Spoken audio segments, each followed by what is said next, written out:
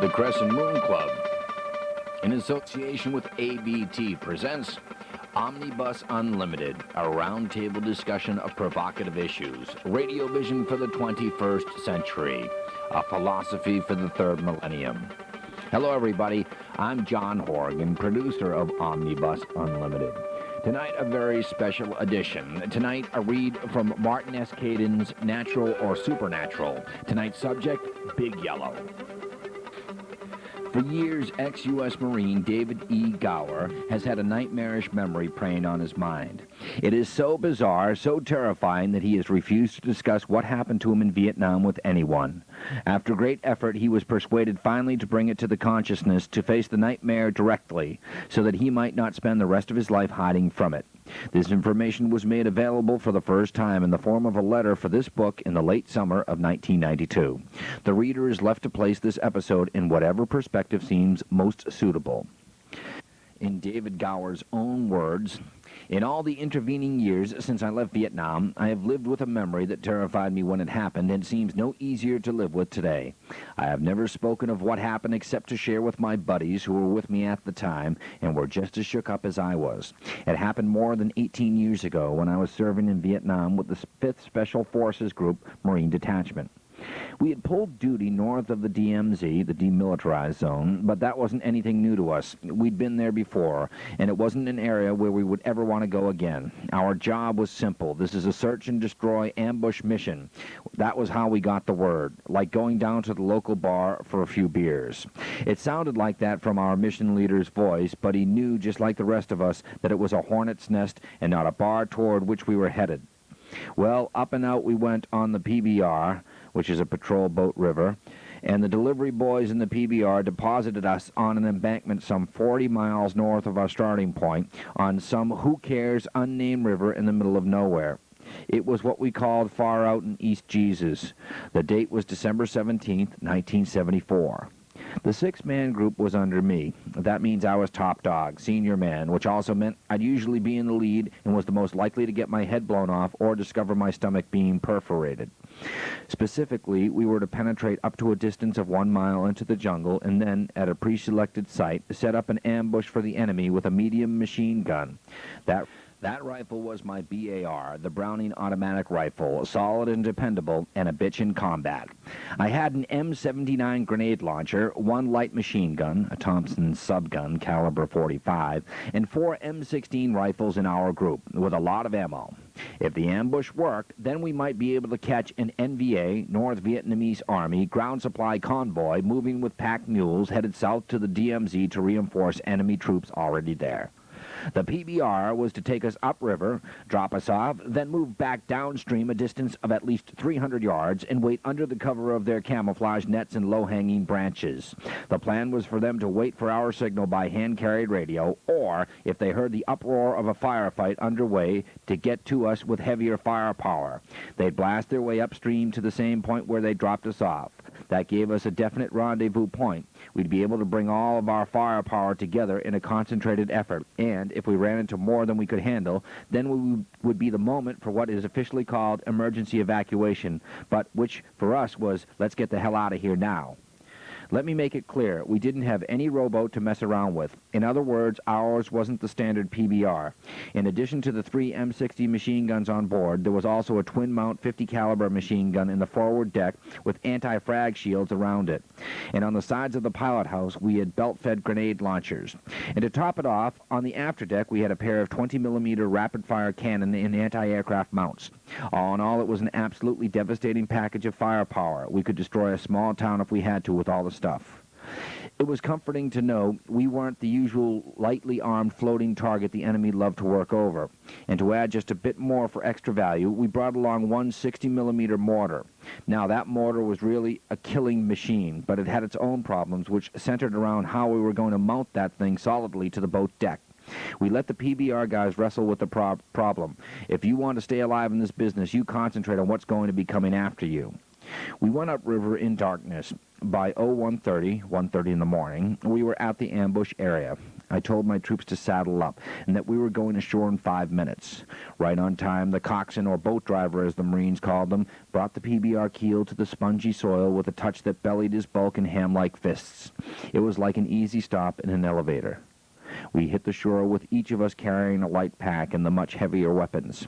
From the instant we touched ground, I was uncomfortable. The footing underneath was really a bitch. It was spongy, and in some areas the mud or ground beneath our feet was like the black earth found in a Louisiana bayou.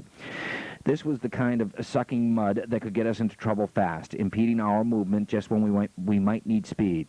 Instead of going south as planned, I directed our team northward. The immediate bank was very steep with thick undergrowth, and the growth appeared to continue some distance inland. We didn't discover until later that it was thick, cloying jungle, not just riverbank growth. Out on the river, the moon had never been brighter. We were able to read by that silvery light. But once we got into the dense jungle, I could barely see 20 feet before us. We went through about 100 yards of this maze, then it thinned a bit, and to our surprise, we broke through into an unexpected clearing.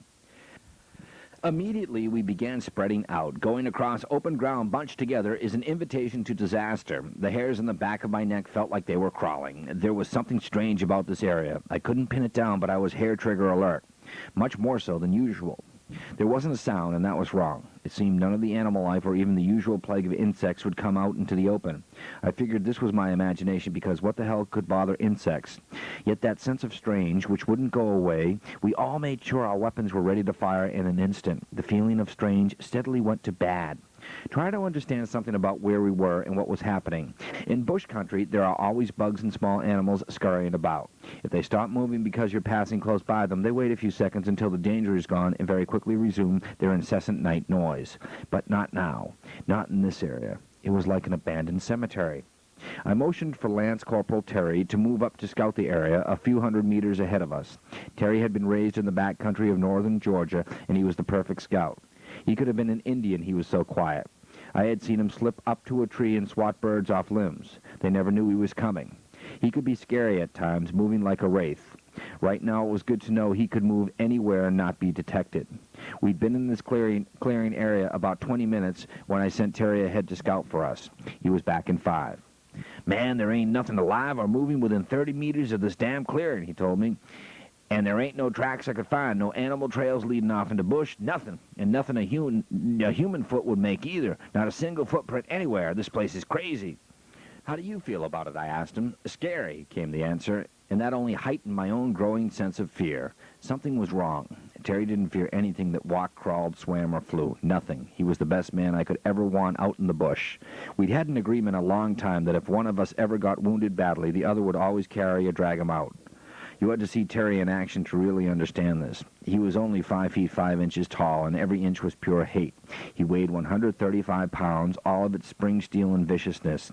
We were a great team. He was tough to handle, but he also knew that if he got out of line, I'd shoot his young ass and leave him for lunch for the bugs. We weren't what you call buddies, but we absolutely counted on one another in combat. Terry was one of the finest Marines with whom I'd ever served in combat. By now, Terry had circled the entire clearing, his senses almost on fire. He was so hopped up with a feeling of wrong. He'd gone through 250 meters of clearing and came back to me shaking his head. "Man, there ain't nothing here. Nothing that any human being ever left here either. And that ain't right." Everybody was starting to get edgy. All Terry had found was a strange fecal deposit on the ground. He could tell the difference between the droppings of a goat and of a sheep, but this time he was baffled. "It don't fit," he said slowly. "It just doesn't fit." Fingers nervously caressed triggers as the minutes went by. Yet finding some strange droppings shouldn't have bothered anyone, not in this damned country where the jungle was full of everything from tiny mice to huge tigers. We'd been within the clearing for perhaps 10 to 15 minutes when I heard or detected movement through the bushes well in front of us. I gave the high sign. Immediately, Terry moved about 20 feet to my right. Salazar slipped away behind me, slightly off to one side, about a distance of 10 feet. We'd learned long ago the hard way about silence in the bush. The lessons had been learned at the cost of friends now dead. So when we stopped, if we were near a rock, then we became part of that rock. If near a bush, we became part of that bush. If a person who wore glasses kept his face tilted downward, even on a bright night, he'd prevent any reflection that could be seen from a distance. But now we were sure we'd made contact that we needed. We wanted to get our work done and get the hell out of there, head back south again. I want to explain we'd been in combat more times than we cared to remember. When we joined this outfit, the 5th group, we just gave ourselves up for dead. It made more sense than it seems. We'd all become intimate with the expression, a dead man is hard to kill. And while that sounded like it had philosophical overtones, we never really knew what it meant. Until this night, that is. Whatever was out there in the bush, it wasn't trying to conceal its presence. There were a lot of them, whoever they were, or else we were dealing with something large and clumsy like a water buffalo. The animal, or group of enemy, was skirting the clearing just as we had, making sure not to expose itself. Finally, we saw unmistakable movement of the bushes as whatever was out there began to move straight at us. And when we saw what was coming, we'd gladly have settled for a tiger or even a whole damn herd of buffalo. Because I'll never forget that night as long as I live. There were at least 3 of them. At least 3 that I saw. As gyrenes go, I'm a good-sized combat dude. I'm well over 6 feet 2 inches with plenty of hulk to go with the height. I say this because I judge the height of others very well. What appeared before us was a hell of a lot bigger than myself. I estimated a minimum of 7 feet tall, one at least 8 feet or taller, and the damn things were bright yellow. Yellow all over them, with a crazy diffused outline like watching a movie shot with soft-focus lens. As they came closer, I could see they had large 3-digit hands, and with what I swear were 4-inch claws on the ends. I couldn't make out the faces very well, with the outlines broken up the way they were, but to my best recollection, to which is added details specified by the other guys, the things appeared to have 2 eyes, some sort of nose slit on flat faces, and audio holes on the upper part of the sides of their heads. That is, if you could imagine these things out of hell as having faces. One of the problems was the yellow light that seemed to be generated by these. Well, I'll just call them big yellows.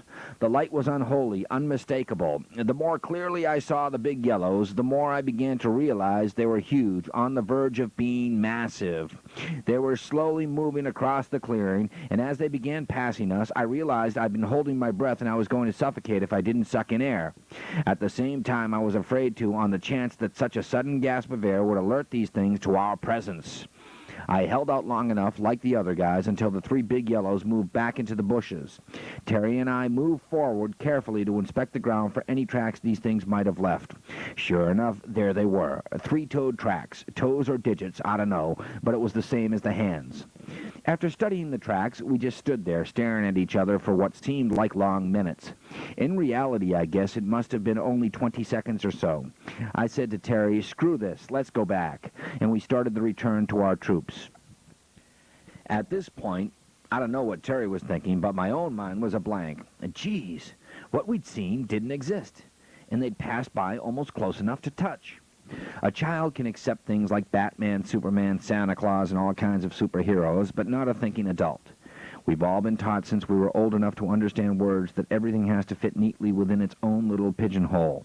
They, whoever or whatever they may be, also have to follow the rules. They may even be omnipotent, but rules are rules, and what we had just seen wasn't in the rule books. Common sense was shouting at me in the back of my skull that what I'd seen could not exist. Finally, I shut down all the self-arguing and figured I'd better just get everybody the hell out of there while the getting was good. We were just back into the bushes on the same side of the clearing we'd come into during our trek from the boat. Then my blood turned cold. Those things, the big yellows, were coming back towards us, and this time at a dead run. The ground pounded as though elephants were in a stampede. "Back to the river," I shouted. "Salazar, get on that damn radio and tell them we're coming out hot." I'll tell you right out that I was a husky gyrene in damn good physical condition, and I was 200 pounds of conditioned muscle. I'll also tell you right out that never in my life did I ever move as fast as I did that night. With my full pack and weapons, I was running just as fast as my legs could move, and I think they were a blur. I went leaping over fallen trees and bushes like a hyped-up Olympic hurdler, but everyone else was in the lead, and I was bringing up the rear. Jesus! To hell with keeping quiet. We all knew we were running for our lives, and that if we stopped, something was going to have us for lunch. I know it's crazy. We had incredible firepower with us, and we were all veterans of combat, and we believed absolutely that until this moment, we'd tackle anything on Earth and whip its ass all the way. It wasn't until later that I realized my thoughts had snagged on that phrase of anything on Earth. What I'd seen looking right back at me wasn't anything known on this earth. I kept hearing a wheezing sound or some type of growl getting closer with every step. I knew if I didn't make a decision to turn and at least try to kill it with the BAR, which would chew a tiger to shreds, then this thing might get us all. Starting with me. And like I'd said before, the smell of death was all over us, and in those moments you fall back on the canard that a dead man not only is hard to kill, but he sure hasn't a thing to lose by what he does. I knew I was going to die, and that was crazy. Fully armed, deadly, I was running away without yet having fired a shot, and I flat knew I was going to die. It was like an invisible arrow had smacked into my brain with that message. It was so strong. Then instinct and training and maybe long-time bad manners took over, and I figured I'd start doing some damage of my own. I always had that BAR cocked and locked. I always had a round in the chamber and the weapon on safe and carried at high port arms. That is, while running, it was almost chest high across the front of my body. Another completely crazy thing happened. I could feel the thing's hot breath on my back. But that was impossible. I was wearing a full pack at the time, so... Then the moment came. I thought, this is it, man, and I cut left as hard as I could and spun around and promptly fell on my ass. But my weapon was up to my chest, almost to my shoulder, and almost on target. The big yellow had turned with me. There was a swishing sound where a deadly set of claws ripped right through where I would have been had I kept running. I mean literally that those massive arms and claws were stirring up a wind in the still air of the jungle. But now I was on target, the weapon off safe, and I moved into a half-rise position. Instantly, I felt better when my trigger finger closed. I was less than 25 feet from the thing when I fired. I couldn't miss. I was an experienced sniper, and I'd been through special schools at Camp Lejeune where I proved my ability long before this moment. In short, I was dead on. Big Yellow was still on its feet after taking a direct hit from a .30 caliber round from a machine gun. By now I was standing and the thing was facing me. I thought I could make out some kind of fangs like the larger canines of some large dog, but with the wildness of the moment, I won't swear to details like that. But I'll never forget those snake-like eyes and canines. That moment will forever be in the nightmares I've had since that day. Like I said, it was as if something had penetrated my mind just as my round had slammed into Big Yellow. What I said after getting Big Yellow with a direct hit, and that thing not even being bothered, was, I was told later, some award-winning profanity. We stood like that a timeless moment. Then it started after me again, making that snuffling kind of growling sound. But I'd had enough. There I was in a gloomy jungle, this kind of eternal twilight, having blasted this creature, and it starts moving toward me again. I don't know why I just stood there staring open-mouthed at it. That can't be true. Of course I know why I did that. I could not believe that anything that breathed could withstand a .30-06 round up close. I always loaded my magazines myself for anything weird we might run into. The first round was a .30-06 armor-piercing round. My second was a spire point. The third was a boat tail, and then back to armor-piercing. Then lead-nose jacketed, and more armor-piercing rounds. Any man loaded like that is a killing machine of the worst kind, and that was me. With that kind of mag load, you can bring down anything. I think Big Yellow might have stumbled a bit, but only once when I'd hit him. So I figured this mother was going to eat everything I had to offer, like 180 grains of jacketed .30 caliber rounds, and my finger came back on the trigger. I had 20 rounds for that big dude, and I was dead on, point-blank range, and I squeezed off round after round, and I hit that son of a bitch again and again and again. I didn't jerk the rounds like a man frightened as badly as I was might do. Instinct and training always pays off, and at this business, I was all professional. I put each round carefully into Big Yellow's chest, and I saw it jerk backward, at times convulsively, with each new hit, and I was counting off every round. Now that I was firing, all fear had left me. I was killing, and I was never bothered with fear when I was blasting away. It was pure killing drive, and those rounds could have pulped the head and horns of the biggest damn water buffalo that ever lived and left it a headless water buffalo even before it went down. It just stood there twitching while I pumped round after round, every one of them dead on into its chest. On round 19, I switched to fire at its head, figured I'd put one right between its eyes into the brain. The BAR just clicked. Good God, I had a dead primer on that round. I figured I was dead. Big Yellow was starting after me as though I had never even touched it. There was only one thing left for me to do, and that was to run like hell. I ran faster than before. The BAR couldn't stop that thing. Get the hell out, my own mind was screaming at me. I was heading for where I knew the patrol boat would be out in the river. There it was, just pulling away from the riverbank when I saw it through the brush. That was an immense relief, but very short-lived. I could hear Big Yellow gaining on me. I'd already figured on going swimming, which is the same as hurling myself as far as I could into the river to get to the PBR if it was off bank. But when I saw the boat right before me, I ran even faster and then leaped wildly for the deck. I felt something go smack at one shoe when I leaped. Then I hit the deck with a crash. I fell on my left side and my legs tangled against the frag shield of the .50 caliber. It's amazing how fast you can judge things when you're terrified. It took barely a second to realize that I was back on the PBR and Big Yellow was still coming after me. I yelled to the crewmen to aim at the area with his .50s, right where I'd come through the brush. Aim and open fire, damn it! I ran back to one of those powerful 20mm cannon anti-aircraft guns, all the time screaming to the coxswain to get the hell out into the river. I was only distantly aware there was already a gunner on the big 20mm, but without thinking I grabbed him to hurl him out of the way so I could handle the weapon myself. My BAR was still on the deck, useless to me. Then, except for the engine roar, water sounds, and muttering, it was amazingly quiet.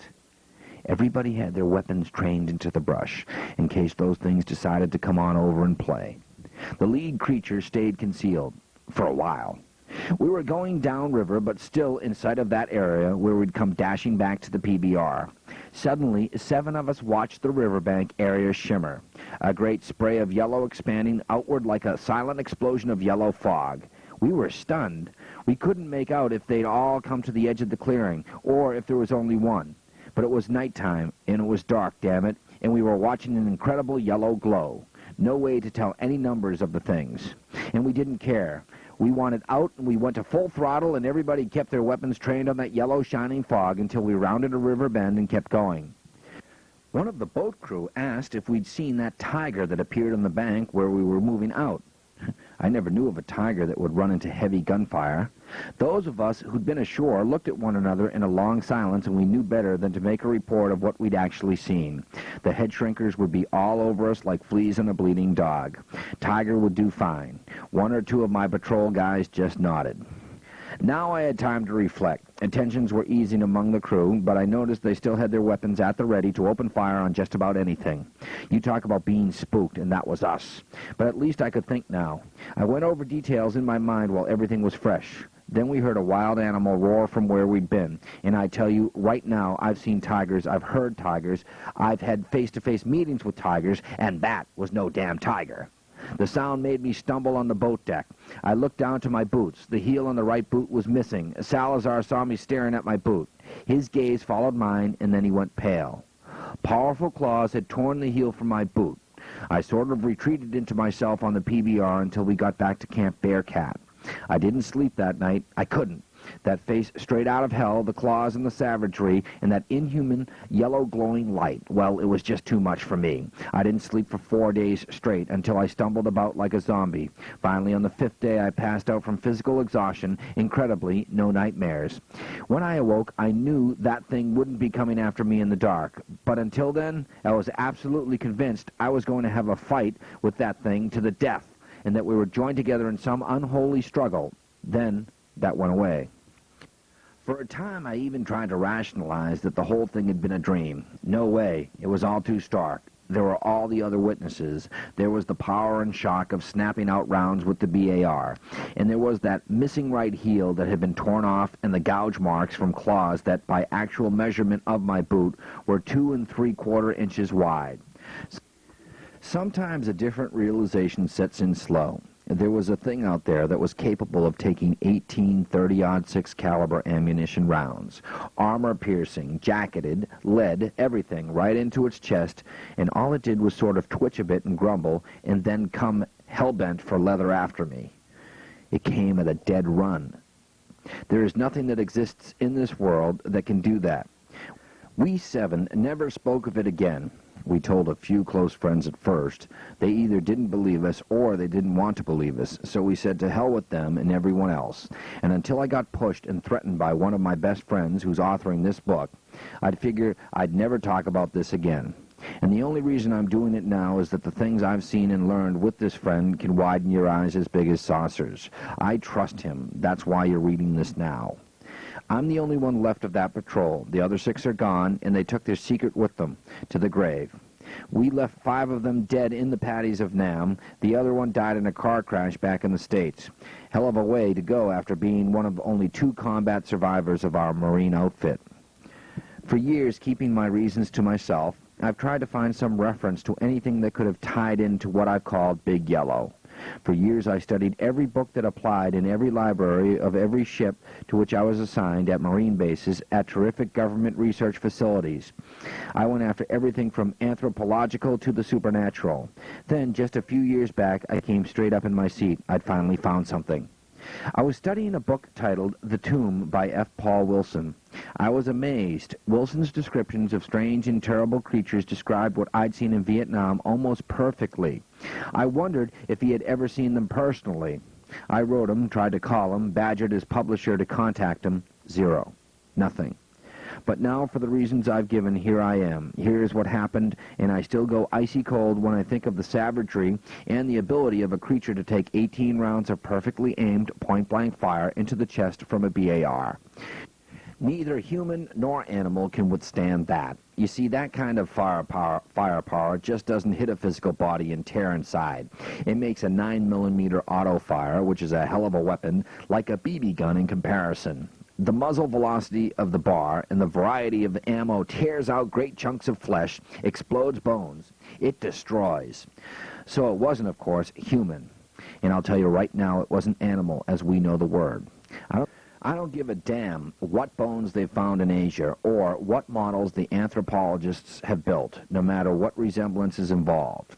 You ever see a Kodiak bear? They get up to 1,500 pounds, and they make a grizzly, by comparison, look about the size of a large dog.